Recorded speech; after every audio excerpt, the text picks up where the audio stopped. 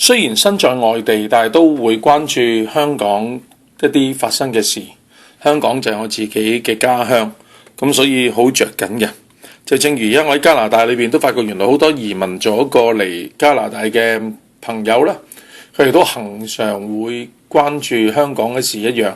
咁始終我哋嘅根喺呢一度。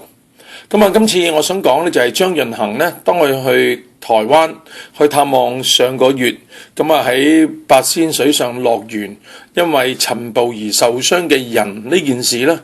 卻係引嚟好心唔得好報，因為咧有好多嘅網民嚟到去指責佢，話佢咧抽水啦，話佢嚇親人啦，甚至一路嘅去追溯翻咧。究竟會唔會八仙嶺大火佢就係其中一個嘅兇手，甚至係元兇，就係因為佢食煙，所以引致到嗰個嘅火災。嗱，我只係喺一啲特別嘅聚會裏邊咧，見過張潤衡一兩次，我曾經同佢合作過。去講見證，我講道咁啊！嗰陣時咧就係好多年之前嘅事。咁我記得我哋係喺西貢一個嘅青年協會裏邊嘅營會裏邊。咁咧就當時係洪小琪都係曾經係電台裏邊一位嘅廣播員，但係而家做咗牧師啦。咁佢嘅教會就邀請咗我去講道，佢就講見證啦。咁我哋只係一兩面之緣嘅啫，咁就冇任何深入嘅交往。咁啊，但係我都好深嘅感受。我記得當日我嚟同佢握手嘅時候，佢啲手指係冇咗嘅，即係嗰種嘅感覺其實唔係好舒服。咁啊，但係睇到呢一個嘅年輕人，佢不斷嘅發奮啦，佢嘅外形絕不討好，但係神都俾佢有恩典，即係佢已經建立咗自己嘅家庭同埋佢自己嘅孩子。嗱，喺呢次上邊，因為我始終係喺外地啦，我就唔係好詳細了解到當時嘅情況。因為好似話，當佢去台灣探訪嘅時候，有電視台嘅人咧就影到佢，咁啊，所以啲人會覺得佢係抽水啦咁樣。咁事後有解釋，就係咧香港嘅傷者嘅家人咧，周永山嘅家人咧，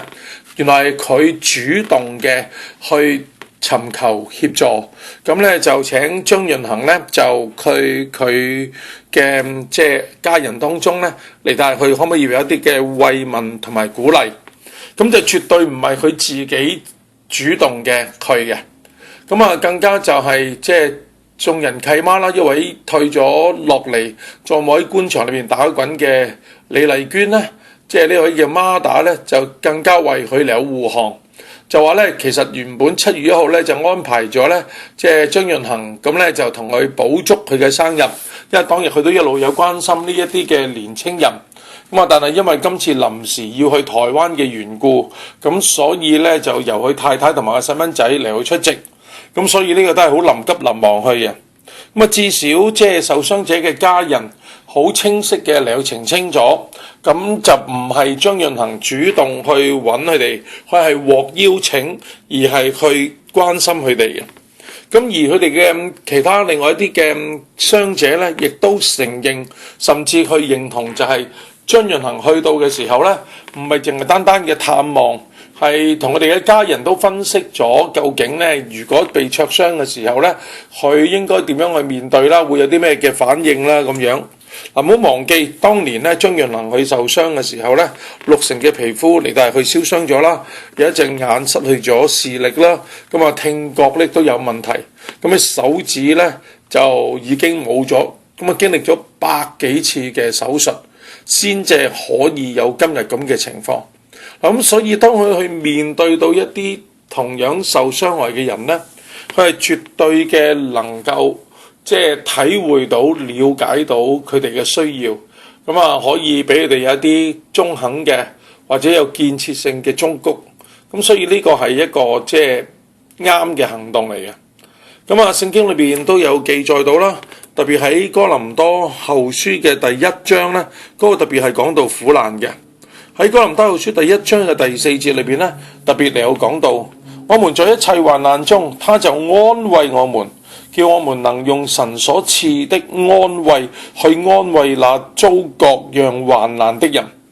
今日有陣時我哋經歷到一啲嘅苦楚患難，我哋係叫過來人。當我哋過來人嘅時候，再同一啲嘅人嚟講嘅時候呢，佢了解多咗，產生嘅共鳴呢係會大咗嘅。正如我少年時代嘅時候，我讀神學，我去監獄裏邊工作，咁呢，我就要同戶外團契一班過來人，曾經給我讀錯監嘅人，去監獄裏邊嚟去分享。好憎我哋一個嘅神學生，我哋講嘢冇乜人聽嘅，但係啲過來人企出嚟一講嘅時候呢，佢就能夠呢，掂到佢哋嘅心，產生到共鳴，於是呢班人會聽佢講。就近期嚟講啦，咁我自己都好難受嘅。咁呢，就係喺我嚟加拿大之前上機嗰一日，我仲負責一個安息禮。呢個安息禮係我教會一位好年輕嘅人，50幾歲，佢唔係好舒服，入醫院檢查，點知由入院到佢離開世界，短短唔夠3個星期，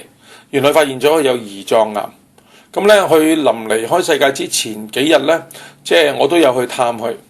但係我記得臨離開世界之前一日，嗰個禮拜日嚟嘅，我啱啱咧就從一位叫陳惠忠醫生咧，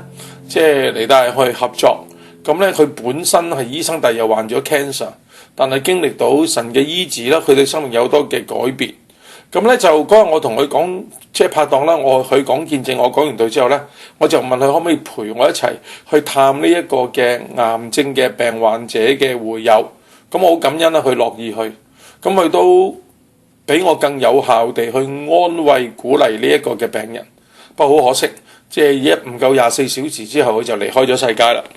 但係我好深體會到一個經歷緊呢啲傷痛嘅人，去同樣安慰有咁樣傷痛嘅人呢，呢個係一個嘅有效嘅。咁當然有啲嘅人就話佢太早去嘅時候呢，會唔會佢嘅尊容呢係嚇親咗嗰啲嘅受傷者呢？咁樣好真，如果個受傷者佢塊面冇嚟帶去燒傷嘅時候呢，佢都會知道佢哋唔會好似張潤衡咁樣嘅樣。而事實上，當張潤衡去探望佢哋嘅時候，特別其實唔係淨係探望佢哋，係同佢哋嘅家人嚟分析，係產生呢個嘅果效嘅。咁而家網民咁樣嚟帶人去講嘅時候呢，其實對佢嚟講係一個嘅好大嘅壓力同埋傷痛。甚至撩翻起會唔會佢就係八仙嶺大火嘅元兇呢？咁樣正正因為呢件事嘅緣故，咁呢佢原本係一個叫做灼傷互助會嘅副主席，如果冇記錯嘅時候，佢提出辭職。佢免得因為佢嘅緣故而以致籌唔到錢，影響到呢一個嘅組織。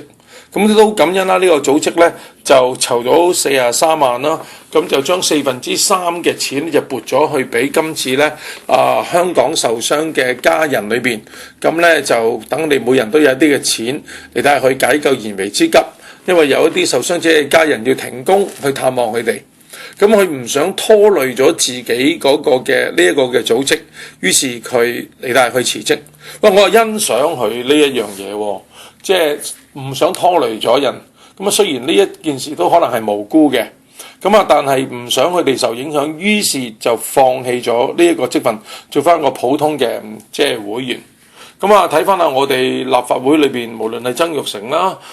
做主席啦，當然佢好叻嘅。佢話如果其他啲人所有議員都唔想去做，佢咪唔做咯。咁佢都立自己於不敗之地啦，因為建制派嘅人都已經多佢好多啦。你知唔知曾鈺成吹黑哨呢件事？我啱喺加拿大，咁呢就當地人一聽到嘅時候，哇，點可能啊？如果喺加拿大喺美國發生呢事，一早呢個人就已經自我了斷，要自我辭職噶啦。而張陽更加講，佢話呢幾年裏邊可能佢爬得太高，爬得太快，呢一件事呢。俾人網民嚟帶去圍剿嘅時候呢，佢話對佢嚟講都係一個反省，咁佢都想停一停落嚟。我又好深體會到呢樣可能係真實嘅。有陣時好可能我哋都會萬眾矚目，我哋可能呢突然之間俾好多人嚟帶去欣賞，我哋會上到去某一個位置嘅時候，可能我哋會有種飄飄然嘅感受。正神係如果愛我哋用我哋嘅時候呢，佢就會喺呢啲嘅處境當中，有陣時輕輕嘅打我哋一下，等我哋呢有嗰個嘅反省。咁所以而家今次張潤衡佢退翻落嚟嘅時候呢，但係佢唔係離棄呢一個嘅組織，我仍然覺得佢做得啱嘅。有陣時我哋都要韜光養晦，有陣時我哋停翻落嚟嘅時候，有一個更大嘅好處或者更大嘅挑戰，係俾我哋可以將來嚟帶去迎見嘅。我自己都深體會到，即係喺幾年前一個嘅意外嘅錯失。咁咧都原來當時都有啲飄然，因為咧預備開上水堂啦，因為每3年開一間教會，嗰件事都令我點咧，我就退咗落嚟，我就冇喺我嘅上水堂裏邊咧有任何嘅職務，我唔去做堂主任，咁叫我同工去做，但係仍然去關心上水嘅事情。咁幾年之後，即係2年前啦，我哋就開咗即係九龍灣，咁我就要承擔翻九龍灣嗰個堂主任嘅工作。咁都感恩啦，都理想2年幾嘅時間，咁而家我哋都有成200幾、差唔多300人嘅聚會，但我絕對唔會有種飄然嘅感覺。咁原來有陣時神俾我哋一啲打擊，一啲嘅挫折，有陣時係叫我哋有再褪翻落嚟，以至到我哋唔會一種即係好自我中心嘅感受。咁希望張潤衡即係唔好放棄你自己嗰個嘅使命，繼續去關心人。或許即係一啲嘅容貌係被人哋嚟到恥笑，特別有啲網民有啲好侮辱性嘅説話，但係我哋要記得，耶和華佢睇人唔係睇外貌，乃係睇人嘅內心。真正嘅美麗從內心而發出，正如我覺得即係德蘭修女好靚嘅一樣。咁所以希望張潤衡唔好因為呢件事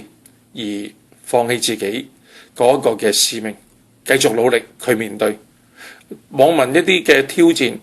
可以俾我哋一啲反省，甚至未來嘅日子又有啲嘅成就嘅時候，都耐不耐睇翻下呢一啲嘅網上面嘅留言，變咗成為自己嘅提醒，就好似臥薪嘗膽一樣，反而係一個祝福咯。想補充多一句，因為張潤衡喺 Facebook 嗰度咧就話咧食唔到嗰個好似叫水煎包定乜嘢啦，咁所以即係引起人哋嗰個嘅敏感，以為佢咧笑緊嗰啲嘅人可能喺水中而闖禍。嗱，我好相信咧，即係言者無心，但有陣時聽者有意。嗱，呢個我哋都係要去學習，就係究竟我哋講嘢嘅時候咧，特別要小心。有陣時都諗一啲嘅人，即係嚟到係有啲咩嘅諗法。咁當然我哋唔係完全唔去講嘢，而係適當嘅時間講適當嘅事咧，就可能引少咗好多嘅衝突啦。